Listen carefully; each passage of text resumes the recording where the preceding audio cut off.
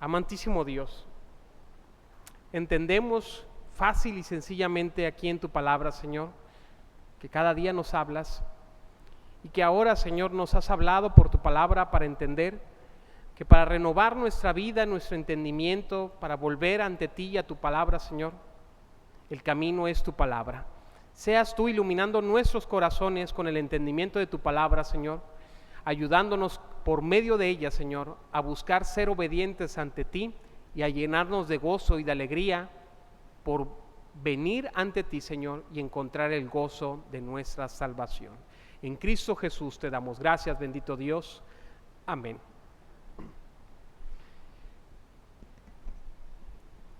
El rey David, vemos en las Escrituras que era conocido en su momento como el hombre conforme al corazón de Dios. El rey David, aún siendo el hombre conforme al corazón de Dios, siendo un hombre, pecó. Y en medio de su pecado, uno de los más recordados, que es cuando peca con la mujer de Betsabé, con esta mujer, lo que sucede es que David trata de encubrir su pecado, y en medio de encubrir su pecado hace cosas más atroces, mata a un hombre que no tenía nada que ver, el esposo de Betsabé, y curiosamente en medio de todo este proceso David está negado a reconocer sus faltas. Dios usa a un profeta, a Natán, para venir ante él y ayudarle a entender la gravedad de sus faltas, la gravedad de su pecado. Y cuando David reconoce su pecado es cuando escribe el Salmo 51. Y me encanta una palabra que es muy precisa y creo que es muy importante para todos y cada uno. Dice en el Salmo 51 el rey David: vuélveme al gozo de tu salvación y espíritu noble me sustente. Se me hace muy importante esto porque creo yo que en la vida de todo cristiano llega un momento, llegan muchos momentos, mejor dicho, en los cuales nos vamos alejando de la palabra, nos vamos alejando de Dios, nos vamos alejando de la comunidad de la iglesia y de todas estas cosas, y nos empezamos a enfriar, y ahora sí volvemos a decir como como el rey David lo dijo: vuélveme al gozo de tu salvación. Si usted lo recuerda, a la iglesia de Éfeso en el libro de Apocalipsis le dice algo parecido. Dios le dice a la iglesia: una cosa tengo contra ti, que has dejado tu primer amor. Y le dice una serie de pasos para regresar a ese primer amor. Recuerda de dónde has caído, arrepiéntete, ya las primeras obras, ¿no? Pero lo interesante en ello es que Dios le llama a regresar al primer amor. Había perdido, se había alejado la iglesia y la llama a regresar al primer amor. En el caso de David, David incluso entiende que se había alejado del Señor, entiende que se había alejado de ese gran amor y le dice: vuélveme al gozo de mi salvación. En los dos casos, hermanos, es o una iglesia o un rey que claman, bueno, en el caso de David clama y a la iglesia se le llama a que venga a regresar al primer amor, a regresar a ese gozo de la salvación. Aplicando eso a nosotros, a nuestra vida, hay ocasiones, yo lo digo también por testimonio propio, hay ocasiones en las cuales que nos alejamos de Dios, hermanos, y Dios nos ayuda a entender que nos hemos alejado. De una u otra manera nos ayuda a entender y nos hace entender que debemos de volver a sus caminos, debemos de volver a lo que Él nos ha llamado. Recuerdo en una ocasión, ya hace muchos años, de joven, había un joven que acababa de llegar a la iglesia. Yo tenía también unos pocos años y recuerdo que era muy enfático, muy efusivo, muy alegre, muy contento y todo quería hacer, pero tenía muy poco tiempo de venir a la iglesia, de empezar a congregarse, de haber confesado a Cristo como Señor y como Salvador. Y me acuerdo que habían otros dos jóvenes ya de tiempo, de cuna cristiana, dicen por ahí, que lo vieron y dijeron entre ellos, no yo, al parecer soy chismoso porque paro la oreja donde no me llaman, pero dijeron: déjalo, está en su primer amor. Y esas palabras se me quedaron tan marcadas sobre esa expresión: déjalo, está en su primer amor, ¿no? Y era una cuestión de insatisfacción de ellos, o era una cuestión de verlo como algo poco. Déjalo, al rato se le pasa, al rato se le quita, va a pasar, está viviendo en su primer amor, ¿sí? O dicen por ahí algunos, solamente es una llamarada de petate, ¿no? No entiendo muy bien esa frase, pero sí me acuerdo de algo. Voy a contar algo que es vergonzoso para mí, no me da orgullo, y lo tengo que decir que soy yo para no andar mintiendo, pero en una ocasión, uno entre más joven es, creo que más, no sé qué palabra usar para no oírme tan mal, pero no hace cosas tan buenas de repente. Y me acuerdo de que en medio de una de las travesuras que hicimos, había una pequeña fogata. Yo me porté más mal con los cristianos que con gente que no era cristiano, pero bueno, había una fogata. En medio de esa fogata se nos ocurrió en la maravillosa idea de agarrar el pasto que estaba seco a un lado, a un costado, agarrarlo y echarlo a la fogata y ver cómo se levantaba la llamarada. Se levantaba rápido, ¿sí? Pero rápidamente se empezaba a bajar. Se nos ocurrió la maravillosa idea de creernos los amigos de Daniel, no hagan eso por favor, y pasar por arriba de la llamarada, ¿sí? No nos pasó otra cosa más que quemarnos las cejas y las pestañas y andar todos chamuscados para el siguiente día. Pero ¿a qué voy con eso? ¿A qué quiero llegar? No es contarle esto, es esta ilustración, que en muchas ocasiones venimos al Señor, por así decirlo, incendiamos, se prende en nuestro corazón, pero así como prende, como una llamarada nada más, se vuelve a bajar, ¿sí? Eso no es volver al gozo de nuestra salvación. Eso no es, Señor, vuélveme al gozo de mi salvación, como lo dijo el rey David. Eso no es regresar al primer amor. Eso simplemente son emociones que suben y que bajan. ¿Qué es verdaderamente volver al gozo de nuestra salvación? ¿Qué es regresar al primer amor? Me gusta más la expresión cuando lo dice Cristo a la iglesia de Éfeso. Regresar al primer amor, pudiéramos entenderlo así: lo que Dios nos ha llamado a hacer es amar, y amar en dos direcciones: amar a Dios y amar al prójimo, ¿sí? Es cuando perdemos eso, cuando no amamos al prójimo, cuando no amamos a Dios, se ve y se refleja, y Dios nos llama a amar a Dios y amar al prójimo. Hermanos, pregunta para nosotros, no, nadie se exhiba aquí, pero preguntémonos a nosotros mismos: ¿hemos perdido el primer amor? Hay hermanos que a veces recuerdan y que dicen: ay, hace unos cuantos años, cuando yo servía en la iglesia, cuando yo hacía tales cosas, cuando yo hacía el otro, tenía pasión por Cristo, cuando estaba en mi juventud, hacía y deshacía, y ahora veo a los jóvenes que no hacen y te empiezan a quejar de todos los jóvenes, ¿no? Y un millón de cosas diferentes, ¿no? Está esa añoranza de volver a regresar a esos tiempos en los cuales nos entregábamos al Señor, en los cuales servíamos al Señor, en los cuales teníamos comunión por el Señor. Y si usted hace eso, hermano, muy probablemente nos hemos alejado del primer amor. Muy probablemente no estamos tan cercanos a lo que realmente hacíamos cuando vivíamos apasionados por el Señor. Es por ello, hermanos, que en este capítulo de Nehemías quisiera recordar lo que dice Jeremías capítulo 6, verso 16. Jeremías 6, 16 dice: así dijo Jehová, paraos en los caminos y mirad y preguntar por las sendas antiguas, cuáles sean el buen camino, y andad por él, y hallaréis descanso para vuestra alma. Cuando hablamos de esta expresión de las sendas antiguas, es prácticamente regresar por el camino correcto.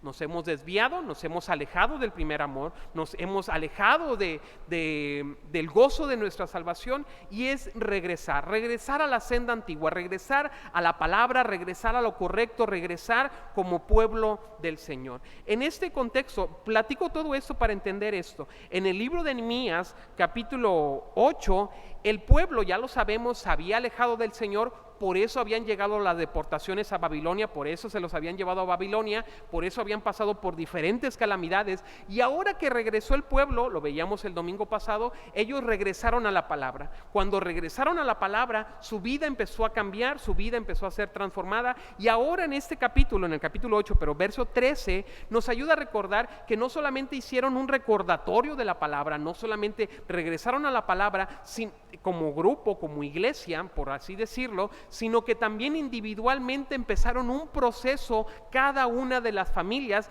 para regresar a la palabra. Hermanos, recuerden, el pueblo de Dios fue llevado a Babilonia, fue llevado a la deportación, hecho trizas el pueblo de Dios, sus muros quedaron destruidos y todo fue principalmente porque se alejaron de Dios.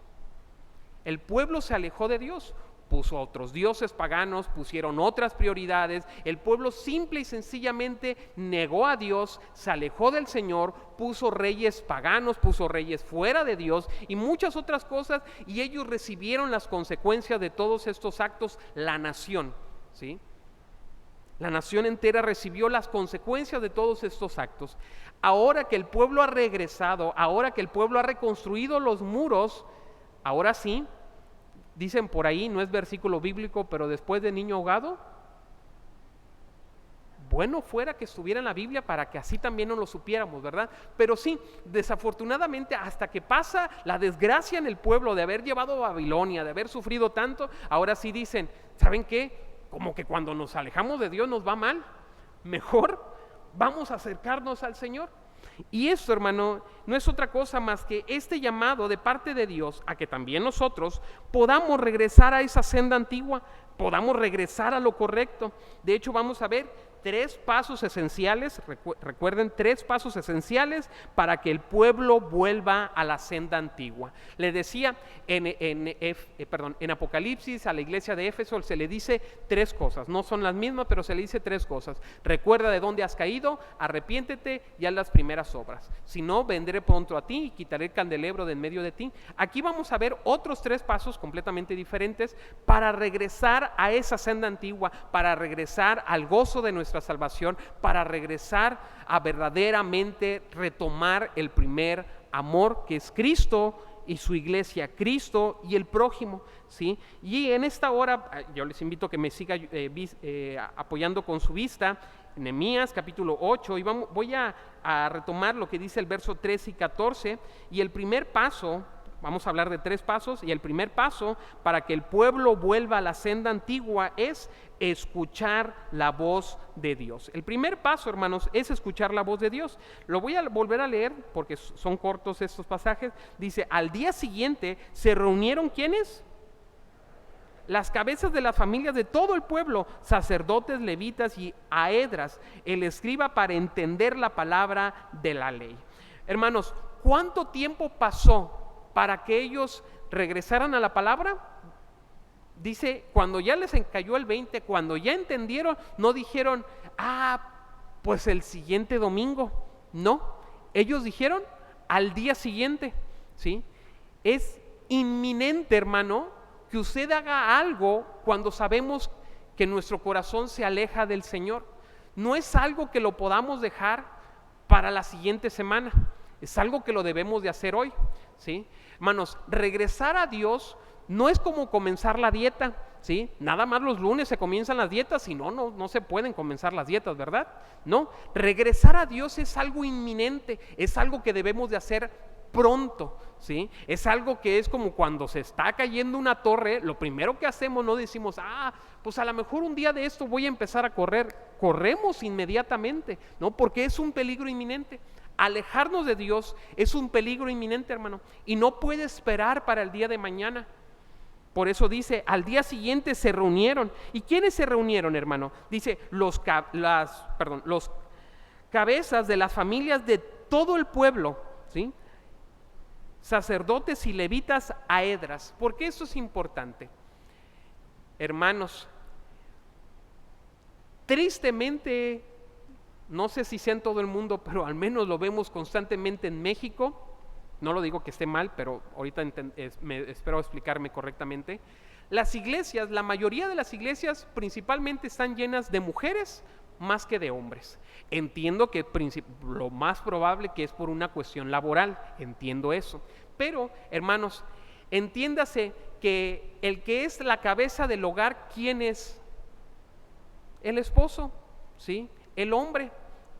En ese sentido, dice la palabra, al día siguiente se reunieron los cabezas de las familias de todo el pueblo. ¿Quiénes se reunieron? Los hombres. ¿Con qué propósito se reunieron? Para ir con Esdras y a decirle, queremos entender la palabra.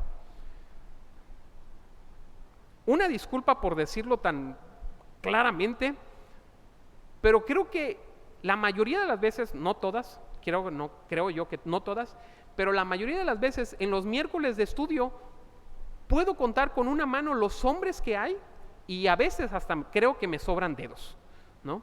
O sea, una cuestión de estudio de la palabra por parte de los hombres no hay. Tristemente, cuando Cristo resucita, el día que resucita, ¿quién los fueron a buscar primeramente? Las mujeres. Bendito Dios por las mujeres, porque pareciera que tienen el valor que a los hombres nos falta. ¿Por qué? Aunque estas mujeres, la verdad también, no es nada para que se echen flores ustedes, hermanas, las mujeres fueron a buscar a un muerto, tampoco iban a buscar a un resucitado, tampoco se sientan la octava maravilla del mundo, ¿verdad? Iban buscando a un muerto, no un resucitado, ¿sí? Pero lo que sí es claro, y definitivamente claro, las mujeres han sido uno de los elementos más fuertes de la iglesia en el transcurso de los años, de la historia de la iglesia. ¿Por qué digo esto? Que es triste, porque el deber, el llamado principal para ello es para los hombres. Hermanos, dice, al día siguiente se reunieron los cabezas de las familias de todo el pueblo, sacerdotes y levitas, a Esdras, dice, al escriba, para entender la palabra de la ley, ¿sí?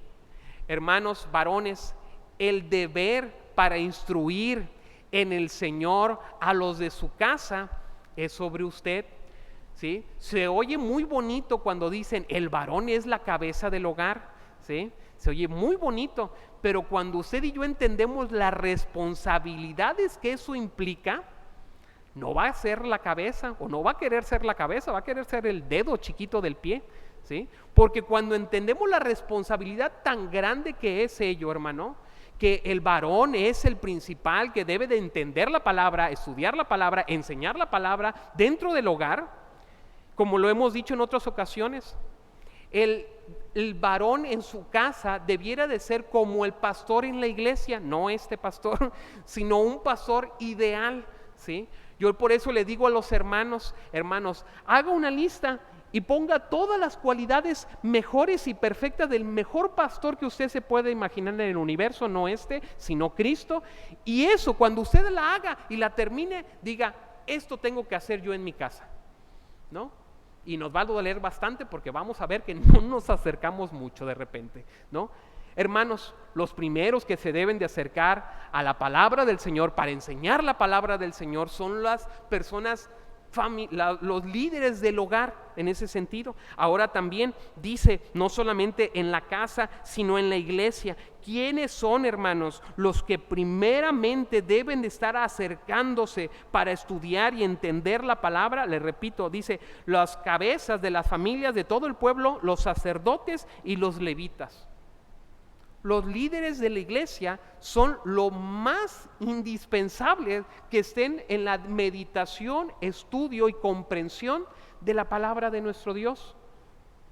No, eso no nos exime a todos los demás y digamos, ya ven, yo por eso no abro la Biblia, nada más que la abran los ancianos en toda la semana. No, eso quiere decir que todos debemos de estudiarla, pero con un mayor hincapié, énfasis y responsabilidad a todos y a cada una de las personas que cumplen algún cargo, algún liderazgo dentro de la iglesia, algún ministerio, los ancianos, los diáconos, y todos somos los que tenemos la responsabilidad principal de estudiar y de entender la palabra.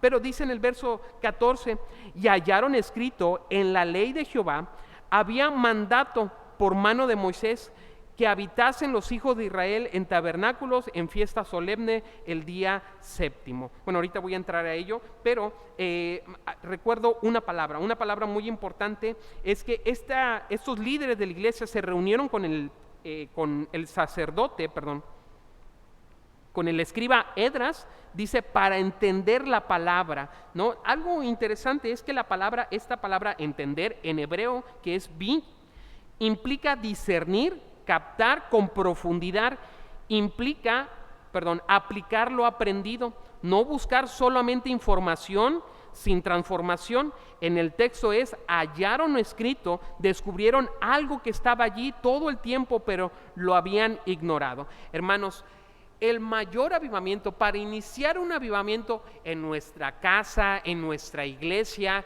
en todo México y en todo el mundo, lo principal, lo esencial, el primer paso para iniciar un avivamiento en cualquier otro lugar es entender la palabra, regresar a la palabra, estudiar la palabra y vivir bajo los principios de la palabra de nuestro Dios. Lo primero que debemos de hacer para retomar el primer amor al Señor es regresar a su palabra. No es buscar el hilo negro, hermano. Simple y sencillamente es regresar a su palabra. Su palabra es suficiente para avivar nuestros corazones. Su palabra es suficiente para regresarnos al primer amor. Su palabra es suficiente para regresar al gozo de nuestra salvación. Si usted quiere regresar en aquellos años, momentos en los cuales vivíamos y nos desgastábamos para el Señor, iniciemos regresando a su palabra. Con eso es más que suficiente para iniciar nuestra vida en devoción con el Señor.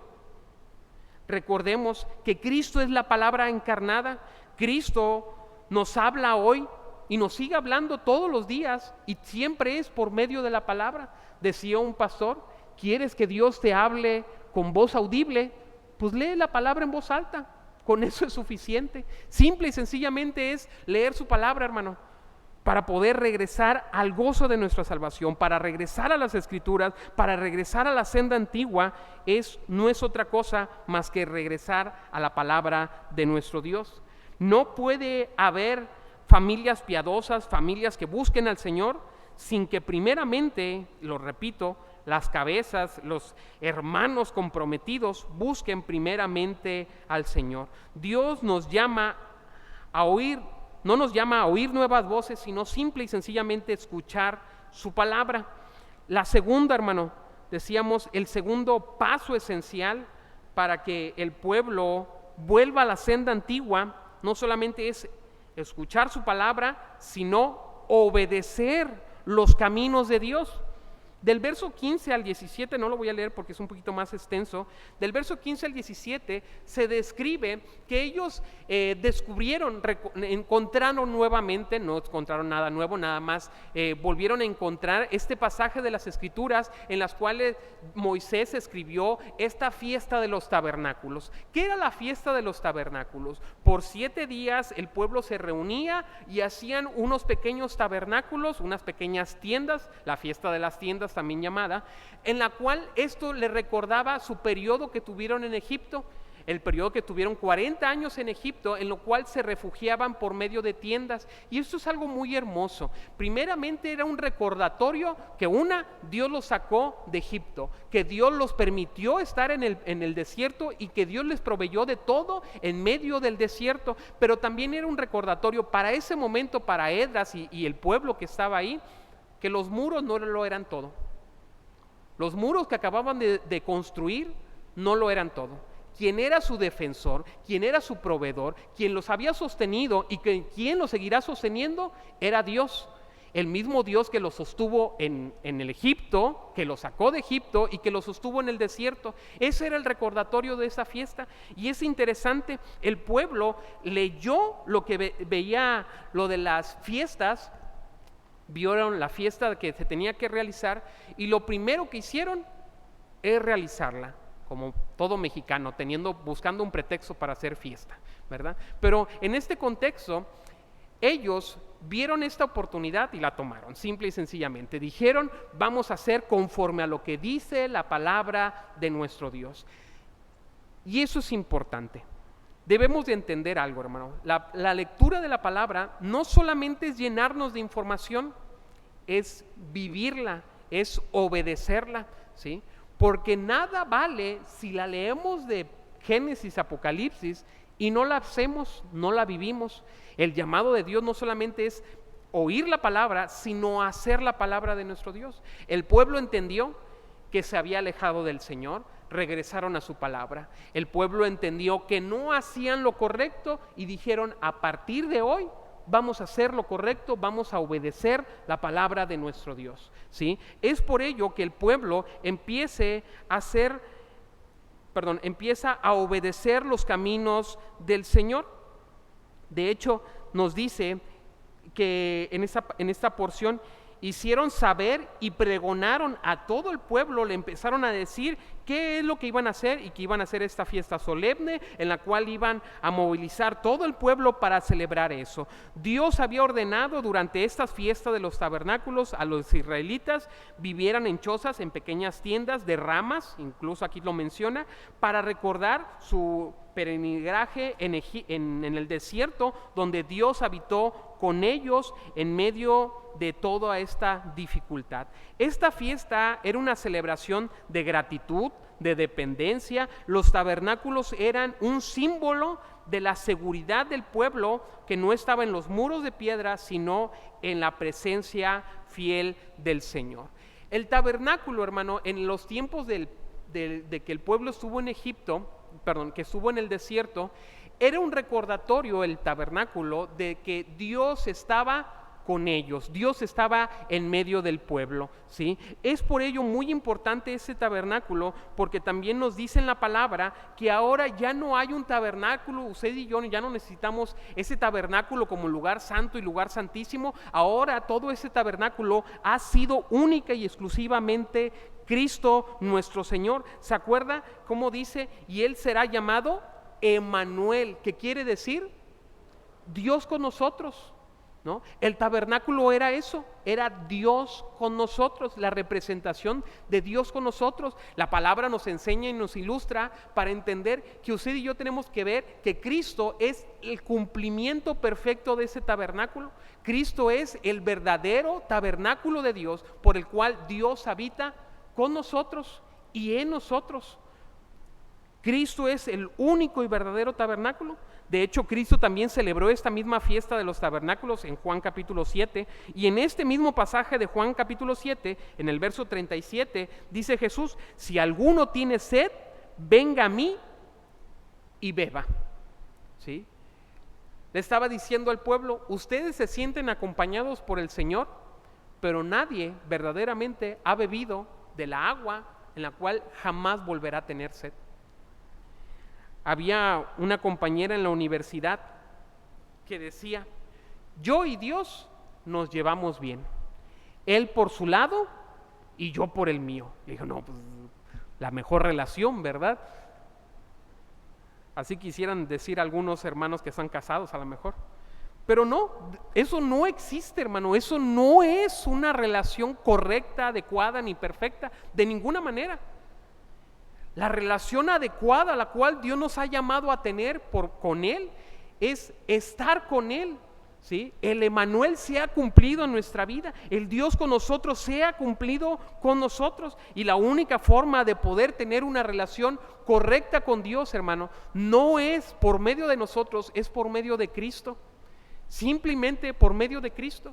Yo le pregunto, si nosotros con nuestros pecados y con nuestra vida nos pudiéramos acercar al Señor, no hay forma posible en la cual usted y yo con nuestros pecados nos podamos acercar a Dios. Lo voy a ilustrar.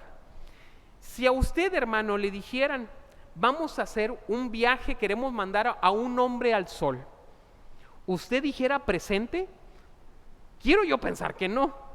Y si le dijeran: ándale, es en la noche, no te va a pasar nada, pues ni aún así, lógicamente. ¿Por qué? Porque el día que me acerque al sol, pues antes ni siquiera me voy a alcanzar a acercar, voy a quedar fulminado antes de llegar.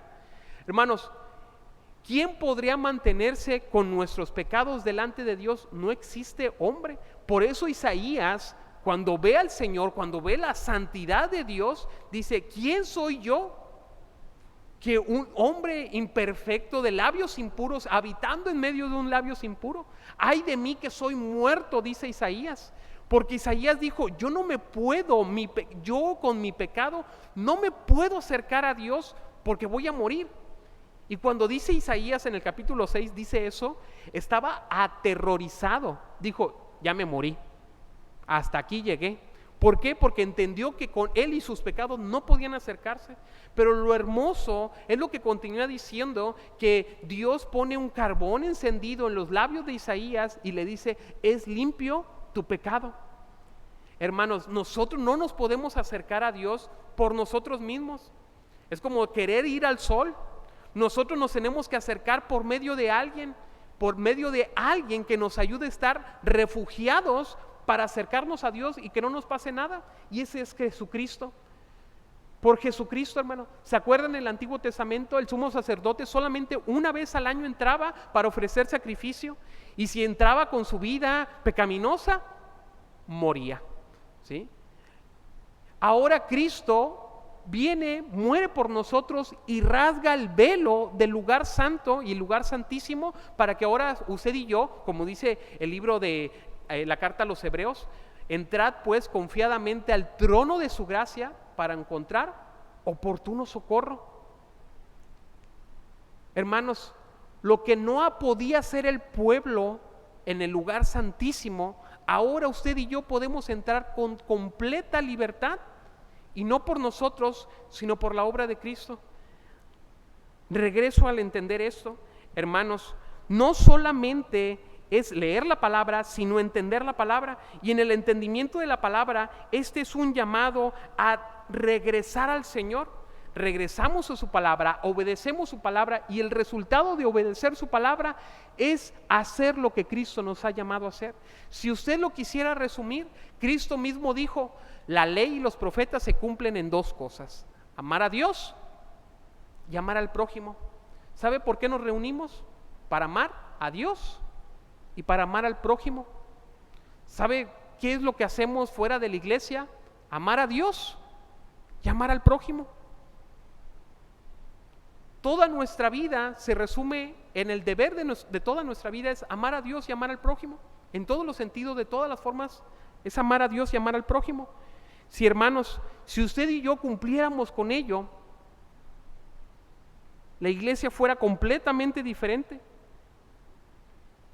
Decía un predicador, Martin Lloyd-Jones, hermoso cómo predicaba este hombre, decía: si nosotros quisiéramos transformar, en el caso de él, Inglaterra como nación, decía, los más grandes avivamientos de la historia han ocurrido cuando el pueblo de Dios hace nada más lo que Dios le llamó a hacer. Nada extraordinario, solamente lo que Dios le llamó a hacer. ¿Y qué es lo que Dios nos ha llamado a hacer? Amar a Dios y amar al prójimo. Y decía este hombre que cuando más predicamos el evangelio, por consecuencia, en muchas ocasiones vemos la salvación de Dios de más creyentes. Si usted quisiera cambiar a México, hermano, lo primero que debemos de hacer, regresar a la palabra, entender la palabra, predicar la palabra. Cuando haya más personas creyentes en Jesucristo, el pueblo mexicano va a decir: vamos a vivir conforme a la palabra. Y las leyes se van a tener que hacer más conforme a lo que sea la mayoría del pueblo en México. Y si la mayoría del pueblo en México son creyentes, entendidos de la palabra, las leyes se van a tener que hacer más adecuadas conforme a ello. En otras palabras, hermano, no tenemos que hacer otra cosa más que amar al prójimo y amar a Dios, predicar la palabra para transformar incluso toda una nación. No hay algo extraordinario más que hacer esto, vivir conforme a la palabra de nuestro Dios. Se oye bien sencillo, y solamente sencillo cuando nos acercamos al Señor. Y por tercero y último, hermanos, el último paso, decíamos tres, escuchar la palabra, hacer conforme a la palabra, obedecer la palabra, pero tercero y último, el último paso para que el pueblo vuelva a la senda antigua es disfrutar de la presencia del Señor. En el verso 18, último, el verso 18 dice: y leyó Esdras en el libro de la ley de Dios, ¿cuánto? Cada día, desde el primer día hasta el último, e hicieron la fiesta solemne por 7 días, y el 8º día fue de solemne asamblea según el rito, ¿no? Entonces, hermanos, por 7 días, no les digo que yo lo voy a hacer, pero por 7 días el pueblo en celebración, al entender y al gozarse en el Señor, vinieron, escucharon la palabra por 7 días y el pueblo redescubrió el deleite en la presencia del Señor. Hermano, yo le invito a que lea el Salmo 119 y algo que debemos de llegar a una conclusión que llegamos con el Salmo 119, el que lo escribió amaba la palabra, amaba profundamente la palabra de nuestro Dios. Decían en una ocasión, me preguntaron hace ya bastante tiempo, me preguntaron algunos jóvenes, ¿cuánto tengo que leer la palabra? ¿Cuánto tengo que orar la palabra para sentirme que lo leo lo suficiente? Y yo les decía esto, cuando la leamos y sea un deleite, cuando oremos y sea un deleite, cuando no sea una carga, sino sea una necesidad, cuando nosotros digamos, necesito orar, necesito leer la palabra, es cuando lo estamos haciendo bien. Cuando el pueblo empezó a deleitarse en Dios, deleitarse en su palabra, es cuando ahí lo estaban haciendo bien. Si usted y yo, hermano, estamos leyendo y decimos, en el principio creó Dios los cielos, y empezamos a roncar, no hay un deleite. Y no crea usted que Dios le va a hablar por medio de sueños y lo hace así.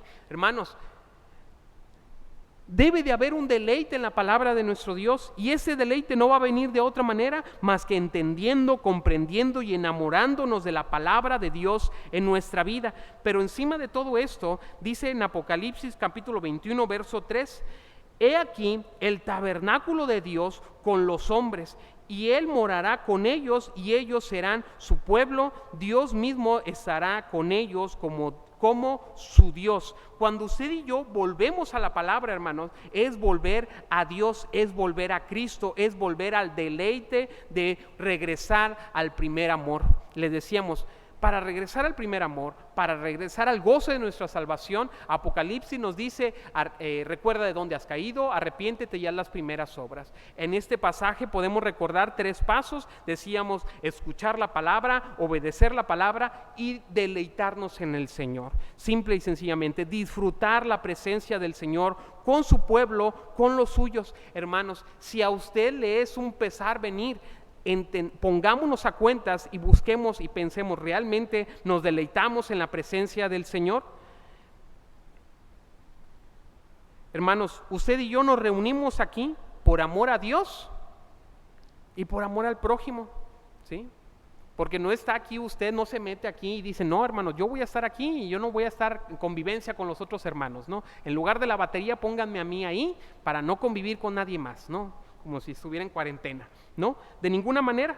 Nosotros venimos, nos acercamos ante Dios y ante su iglesia y ante su pueblo. Con estas verdades, hermano, lo único que deseo, lo único que busco por medio de su palabra es que verdaderamente podamos entender que necesitamos regresar al primer amor. Necesitamos regresar al gozo de nuestra salvación. Y ese es un llamado para todos aquellos que constantemente fallamos al Señor, que constantemente nos alejamos del Señor, que vengamos a Cristo en arrepentimiento y fe. Y eso no lo digo nada más por personas no creyentes, lo digo por todos. Aún estando en Cristo, hermano, nos alejamos del Señor. Y hay una ilustración que me gusta mucho. Dicen que en los lugares en Jerusalén y en otros lugares cercanos, en la antigüedad se hacía una práctica con las ovejas. Cuando una oveja se empezaba a descarriar, aventaban una piedra, no con la intención de pegarle a la oveja, nada más de espantarla. Le pegaba al piso, a algo lejano de donde estaba la oveja, nada más para que se espantara la oveja, se acalambrara y dijera, no, pues me tengo que regresar. Pero había ovejas como usted y como yo, y eran más tercas, testarudas, cabezones, amén. Gracias, no soy el único. Que a pesar de ver una advertencia, aún así se seguían alejando. Y lo que el pastor hacía por segunda ocasión, ahora sí agarraba una piedra y le pegaba a la oveja. Y ya ahí sí la calambraba del dolor y algunas retomaban el camino. ¿Y qué cree? Habían otras igual que nosotros. Y lo que hacía el pastor, iba con la oveja y le quebraba la pata. Y esto suena feo, pero es hermoso. ¿Sabe por qué? Porque una oveja con la pierna quebrada se muere. No se puede mover, se muere. ¿Sabe qué es lo que hacía el pastor? La cargaba en sus hombros y le tenía que estarla dándole de beber, agachándose con ella para darle de beber y para darle de comer. Esto nos ayuda a entender, cuando nos alejamos del Señor, ni el Señor nos abandona. Por más que nos quiebre la pata el Señor, aún ahí, en medio de eso, hermano, aún ahí Dios nos sustenta. Nunca nos deja, nunca nos fallará, ni nunca nos dejará. Aún con la pierna quebrada, Dios nos sustenta, nos guarda y nos cuida. Él nunca nos ha dejado. Nosotros somos los únicos que nos hemos alejado. Nosotros somos los únicos que nos hemos hecho los locos diciendo que Él no existe, que Él no está presente, pero Dios siempre ha estado ahí. En medio de nuestra rebeldía, en medio de nuestro pecado, en medio de nuestro alejamiento, Él nunca se ha alejado. Él siempre ha estado ahí, hermano. Siempre nos ha sustentado, nos ha cuidado. El que se alejó del primer amor fuimos nosotros, no Él. Y aún en medio de ese alejamiento, el Señor ahí está presente. Recordemos eso, hermanos, y recordemos que es tan necesario hoy, no otro día, no mañana, no pasado, ni la siguiente semana, hoy, regresar al primer amor, regresar al Señor, retomar la palabra de Dios con pasión, retomar la palabra de Dios como un deseo vehemente, estudiar su palabra, entender su palabra, vivir conforme a su palabra y gozarnos en saber que Dios nos acompaña, en que Dios está con nosotros, en que Dios nunca nos ha dejado. Volvamos al primer amor, hermanos.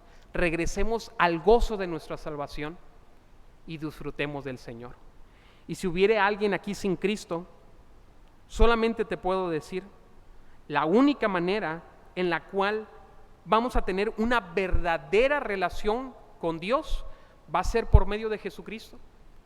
La única relación que tú tienes con Dios sin Cristo es como lo describe la palabra: somos enemigos de Dios, somos hijos del diablo, somos apartados del Señor. Y la única manera para ser restituidos, para ser transformados y ahora ser llamados hijos, es por medio de Jesucristo. Es por medio de entender su palabra, de vivir bajo su palabra, no bajo, como dice el canto, no a mi manera, sino a la manera del Señor. No con mis caminos, sino con los caminos del Señor. Y ahí como dice la palabra, encontraremos el gozo de nuestra salvación. Yo les invito, hermanos, a que nos pongamos de pie y oremos al Señor. Amado Dios y Señor, en esta hora, Señor, primeramente, Señor, rogamos por cada una de las familias, por cada una de las personas aquí presentes, Señor. Te ruego que por cada una de las familias, Señor, los líderes, los varones que tú has puesto en cada una de las familias, tomen el compromiso que les corresponde, Señor, que nos corresponde, de estudiar tu palabra, de enseñar tu palabra, de ser el pastor de nuestra casa, Señor, y de instruir a nuestra familia en tu palabra santa y bendita. También asimismo te ruego por tu iglesia, porque cada una de las personas que ejercen algún liderazgo dentro de tu iglesia, también lo hagamos, Señor. Retomemos tu palabra vehementemente, con un gran deseo de apegarnos a tu palabra, no a ideas, no a pensamientos, a tu palabra, que es única y suficiente para restaurar, para transformar y para cambiar nuestra iglesia, pero también nuestra vida y nuestra familia. Amado y bendito Dios, rogamos, oh Dios, que no solamente seamos oidores, sino también hacedores de tu palabra, que busquemos hacer lo correcto delante de tus ojos, Señor, entendiendo, Señor, que a partir de ahora, Señor, debemos de apegarnos en hacer lo que tú nos has llamado a hacer. Pero por tercero y último, Señor, también te rogamos que nos podamos deleitar en el Señor, porque el Señor es nuestra fortaleza. Tú eres, Señor, nuestro pronto auxilio en medio de las tribulaciones. ¿De quién temeremos, Señor, mal alguno? Si nuestro Dios es con nosotros, ¿quién contra nosotros? Bendito y amado Dios, bien dice tu palabra, ¿quién acusará a los escogidos de Jehová?